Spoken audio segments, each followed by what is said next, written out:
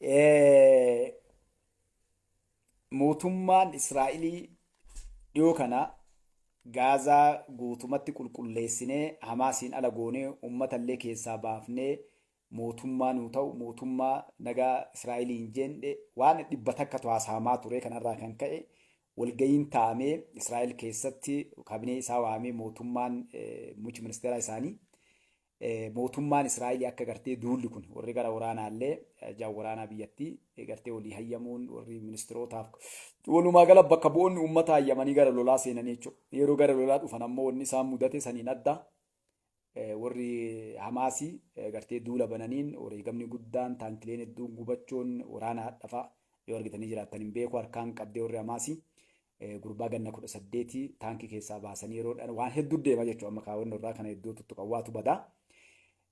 Soo kanaaf kanarraa ka'e uummanni akka jirutti jechuudha Israa'el keessatti waliigala jechuu dandeenya hiriira itti ba'e jechuudha Israa'eliin. Hiriirri itti ba'ame kun gartee mootummaan ijoollee keenyas ficcisiisaa jira. Gaazaa keessatti ijoolleen daa'imman, dubartiin, manguddoon, namoonni nagaatti dhumachaa jiranii. Kanaaf gartee karaa nagaatiin mootummaan Israa'elii Hamaas wajjin haasa'uudhaan rakkoon kun furamuu qaba kan jedhuun akka jirutti uummanni buqqa'ee hiriira ba'ee. Uummata irrattis tarkaanfii fudhatamaa jira. Kan akka jirutti jedhamuu danda'ama bakka hundarraa keessa magaalaa guddittii isaanii keessatti jechuudha. Hiriirri guddaan takkaa bahee hin beekne bahame kana gubbaa balaaleffannaa mootummaa isaanii nuti gartee lola kana ofiitti miidhamaa jirra waan keessaa bahuu hin dandeenye keessa seenne kanaafuu gartee dhaabbachuu qaba karaa nagaatiin dhumachuu qaba kan jedhu dhiyeessanii. Kanarraa kan ka'e mootummaan Israa'el ammoo kaa waan addas hedduu nama rifachiisuuf gaddisiisutu dalagamee gaazexeessota 5 fi namoonni Filisxeenii namni gara 20 ajjeefamanii. Isa kanarra bakkeewwanni kun itti raawwatamee jedhee Naasir Hospitaal yookaan ammoo bakka Hayyuunus jedhanitti wanni kun galee jechuudha. Gartanii wanni kun irraa akka ka'e wanni tarkaanfiin kun fudhatamee fi rakkoo waraana isaarra gahee fi taankileen gubachuun waraanni isaanii kun dhumachuu kun harkaan qabu wanni hedduun waama miidiyaarra dubbachuu hin dandeenye guyyaalee gabaabduu kana keessa guyyaa 6-7 kana keessa akka malee wareegama takka ajjeechaa takkaan du'in waraanni Israa'elii du'u taankileen gubachuu kun booji'amu wanni hedduu waan isiin ittiin gartee abdattu hedduun isaa tahaa jira. Kun akkuma beektanii dheengaddaa warri Yamanis gartee misaayila tokko darbattee misaayilichi teknooloojiin isaan qopheessanii qabajan osoo hin qabne wanna balaa gartee isaan qabuu hin dandeenye itti darbatte wanni akka isaan beekanirraa afaan addaatiin itti dhaqe yeroo isaan darbatan eega darbatee warri yeroo warri qabuu deemu waan adda faca'u jechuudha. Adda faca'oonni eerpoortii naga cufamu akka gahee balaan guddoon itti dhalate jechuudha. Kanarraa kaate isheenis deebitee magaalaa guddittii eerpoortiidhaa fi bakka mana mootummaa Yamanii warra gartee Huutiidha jechuudha. Dhooftee balaa guddaa geessitee jirti jechuudha. Kanarraa kan ka'e warri kunis deebisee dhaaddachaa jira. Walumaa galatti Israa'el amma waan keessaa bahuu hin dandeenye keessa seentee jechuudha. Waan keessaa bahuu hin dandeenye keessa seentee Hamaasiin balleessinee xiqqoo takka hafee injifannee isii gartee magaalaa qulqulleessinee dhagaallee lafarraa haxoofnee waa hedduu goona jedhanii dhaadachaa turanii dubbiin hin taane faallaa itti deebite. Netanyahoon ammoo inni isatti dhufe maalidhaa balaa inni quba hin qabne karaa uummataa dugda duubaa itti ka'e jechuudha. Tokko wanni uummanni jechaa ture duraanillee warroota booji'amtoota achiran san fixuu taati wanni kun baasuu hin dandeettanii haga lubbuun jiru san karaa nagaatii waliin haasa'aatii hidhamtoota warra Filisxeemii kaas jiru nu bira jiru gadhiisaa fi isaanis keenya gannu haa dhiisanii akkasiin karaa saniin karaa nagaatii wanni kun haa xumuramu jedhamee haasamaa ture jechuudha. Maal jedhanii warroonni waraanaa deebisanii isaan warri lola kanatti hirmaatan yoo nu amma akkas goone nama 10 nuu kennitee ammallee waan biraatti kunyaan haftellee harka qabattee akkanumatti gartee yeroo nurraa fitti namni keenya osoo hin duune dhandhee baasuu dandeenya kumaandoo qabnaa dandeettii qabnaa kanaaf itti hirmaannee waan kana gartee laandennaa lama carraa shaaran san isa tokkoof isa maa'itiif qulqulleessinee waan kana humna qabnaa dandeettii qabnaa teknoolojii harkaa qabnaa takkaa namni duran dhaabbannee kan jedhuun itti seenan jechuudha. Yeroo ammoo waraanni dhaqu dubbiin akkas hin taane yeroo dhaqan waraan dubbiin akkas hin taane sossoo'uu dadhabanii wareegama guddaa kafalanii osoo jalqabuma duraa irratti jechuudha. Hamaas akka malee dura dhaabbattee gartee miidhaa guddaa irraan geetti. Kanaaf maaltu dhufe amma inumaa isaan waan isin ajaa'ibu mootummaan isaanii muummichi ministeeraatii fi warri ajjoota waraanaa waan jedhan uummanni Gaazaan beelofnee jireenya akka gaarii qabanii kunuutii isin garsiifna koottaa laalaa jireenya gaarii seenaa fi qaamaa namni huqqate hin jiru namni waa ta'e takka illee hin jiru.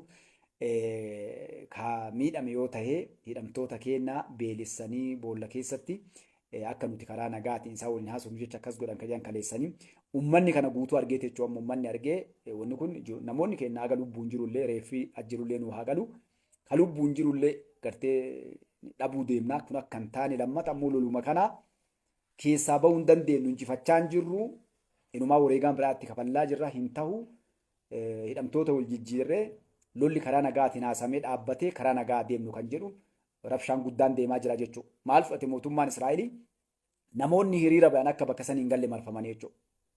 Israa'el keessatti uummanni kaa buqqa'e waan waraannis dhoorguu danda'u miti. Viidiyoo osoo dhiyoo qabaadhees ni agarsiisa. Waan osoo isaanis marsanii dhoorkuu hin dandeenye maaliif akkas godhanii uummata kana kan amma hiriira bahee ala jiru kana wanni isaan godhuu barbaadan maali? Ummaticha akka inni jiilee waan kanan dubban maaliif addunyaanis lubbuun ilma namaa badaa jirtu qabeenyi badaa jira ijoolleen daa'imman dhumachaa jirti rakkoo kana gartee Israa'el irraan geette jedhanii wanni hedduun addunyaa irra deemaa jira jechuudha. Isa kana dhossuudhaaf wanni kun dalagama. Osoo isaan warroota addunyaa keessa ruka hiriira bayan warra gaazaa kanaaf gartee sa'a 24 labbaanii iyyan wareen guddaa kafalaa kana jiran argan maaltu galee ummanni isaanii gabbee jechuudha. Dhugaa san argee ummanni ummata guddaadha. Narrannaa dhufuu hin dandeenye amma ummata guddaa akka malee gartanii dachii rabbii hiriira namni mootummaa ofiitiif bahu osoo hin taane kan namni waan tokko rakkoo yoo dhalate mootummaa biyya biraa irraa bahu fakkaataa jechuudha. Karaan guutuun cufamee alaabaa isaaniitiif ummataan balaaleffannaa mootummaa isaanii lolli kun karaa nagaatiin haa dhaabbatu ijoolleen keenya jiran ummanni keenya gartee ni dhumataa kanaa miti wareegama guddaa kafalaa jirraa karaa gartee diinagdeetiin karaa lubbuu ilma namaatiin seenaa keenyaan kan jedhu kaayamee jechuudha. Kanaaf ummanni kuni gartanii obboleewwan tiyyaa rabbiin ummataa Filisxeemiillee haa tumsu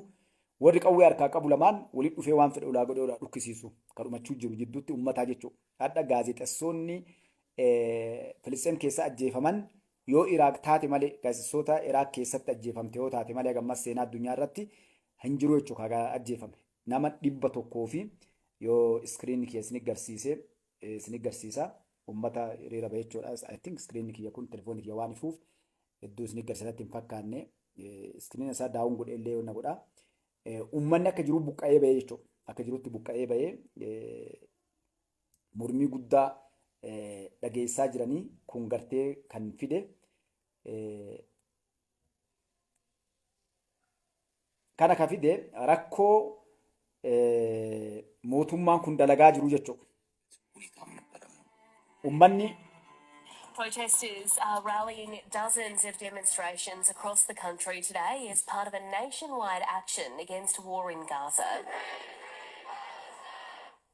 There's been a large turnout at the rallies in all of Australia's capital cities as well as regional centres.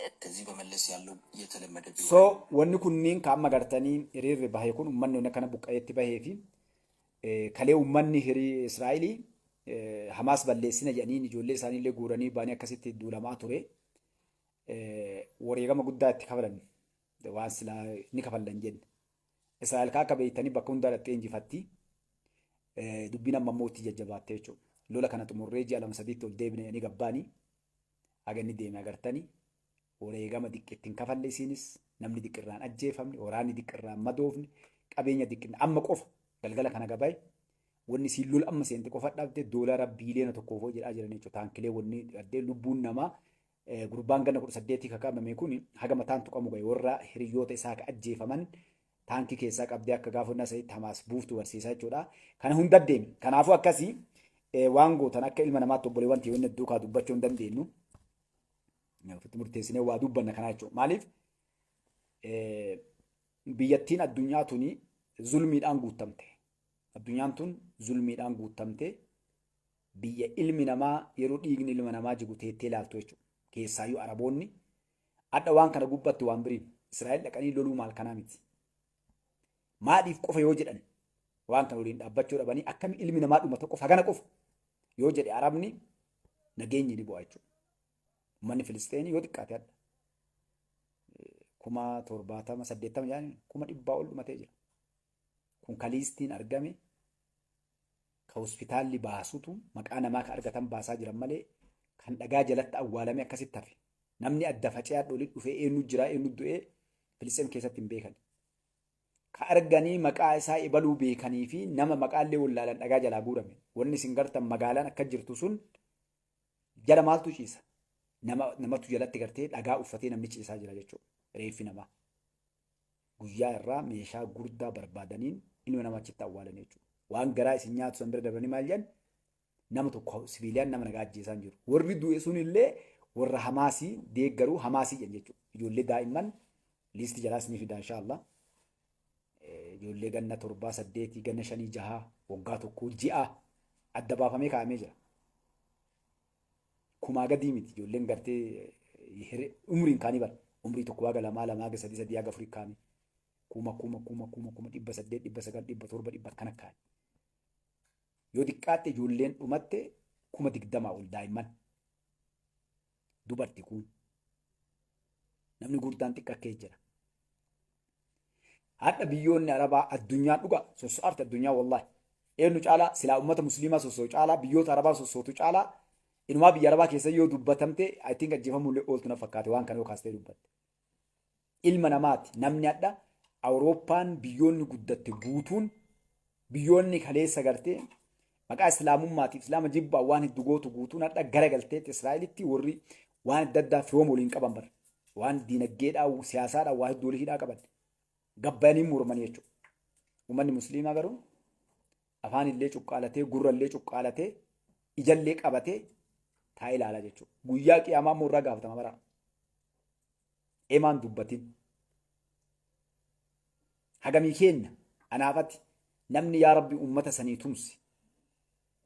Yaa rabbi ka ajjeefame shahidummaa kenni ka madaa'e fayyise ka rakkate rakkoo baase ka cinqii uummanni sun hadha taa'eeti shahaadaa qabatee wayaa ittiin awwaalamu uffateeti du'a eeggata jechuudha uummanni Filisxeenii. Hospitaala ni ajjeefama. Sharaa bakka teentii dhaaban baqataa keessa ni ajjeefama. Raashina bakka raashina fatuun ni ajjeefama. Karaa irra ni ajjeefama. Namni tokko kanaaf wanni garaa isin nyaatu warri Israa'ilii warri gartee isaan alaa guuranii fidanii amma dhiiga kennanii fidan kun uummata Filisxeemii magaalaatti guyyaa irraa mana isaanii keessaa buqqisee ajjeesee qottoof dhagaraan qawweedhaan bakka hunda keessaa ari'ee baasee akkasitti ijji namaa akkanatti itti ilaalte jechuudha. Nu hadha dhugaa jirtan dubbachuu sodaanna kun asumatti. Haqni amma dubbannu tana wareegama kafallee dubbannaa bara tapha seetanii maa dubbatteen gaafi. Kanaaf obboleewwan tiyya guyyaa tokko nu gaddeema. Guyyaan kun guyyaan rabbiin anaasillee tokko tokko kenna nu gaafatu. Maal jedhee?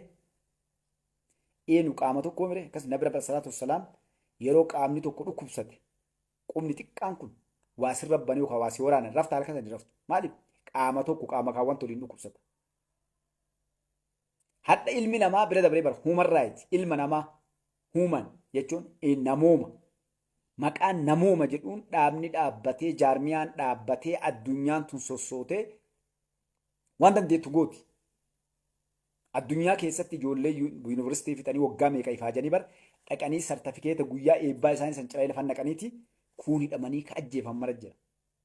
Amantii walitti hin qabaniin gosooma walitti hin qabaniin daangaa biyyaa walitti hin qaban namooma. Kanaaf waan hedduu gara nama nyaatu akkinu jirrullee akka addunyaan tun jirtullee barru addunyaan tun. Kanaaf akkasii rabbiin ammoo irratti nu laala uummanni Filisxeemii illee badu haa guyyaa qiyaamatti deema balaan isaan lamaan jidduu deemu kun. Ammoo maaliif rabbiin akkas godhe hin wallaale? No anaasii irra qormaataa jira. Eenyu qormaata kufaa eenyu qormaata dabra. Kanaaf haga dandeenye inshaallah du'aayii haa goonuu fi nageenyi akka itti dhufu lolaa deema waa godhaan. Hamaasii namni gargaaru jira miti. Warra qawwee harkaa qabu lolu haqaaf lolanii waan birii kamirraa dubbachuu jirru hawaasa uummata miskiina mirgi isaa eegamu. Wanni garaas nyaatu Israa'el maal jetti nuti inumaa akka addunyaa kana keessatti namni mirga ilma namaa eeguuf akka nam tokko sibiiliyaan namni nagaan duune godhe nuu jetti wallahi adda ofii gurra kiyyaan taa'ee caqasee akkasitti. Namni tokko kan nagaa akka hin duune waraanni yoo jiraate akka lubbuun ilma namaan duune eeggannoo godhu addunyaa kana gubbatti akka waraana Israa'el hin jiru jechuudha. Dura waraqaa facaafnaa nyaanni akka seenuuf goonaa bishaan akka seenuuf goonaa ogeessi fayyaa akka seenu goonaa addunyaan akka waan isaanii hunda hordoftu goonaa jedhan jechuudha. Laal addunyaa bakka isin jirtu bartanii. Addunyaa kijibaa ta'uu addunyaa dharaa ta'uu namni isaan dura dhaabbatee waa morme dubbachuuf ni ajjeefama. Dubbachuuf bara maa dubbatteen fitnaan si dhuftu waan bira. Kanaaf akkasi rabbi haqanu haa dubbisu ummata Filisxeemiti rabbi haa tumsu kamuu. Amma ummanni Israa'eliin keessa jiru warri hadha hiriira ba'u kun ummata musliima keessa jira. Kiristaana keessa Yahuda jira. Kagamana aduu illee bar musliima qofaa mi kaa agartee Filisxeemi. Kiristaana musliima ummanni kuulii akkasitti dhumachaa jira. Osoo amantii waliin qoodin akkasitti jiraan isaa dhagaa uffatee dhagaa jalatti nama dhagaa irraa kaasuu dhabeen guyyaa irraa dhumataa jechuudha.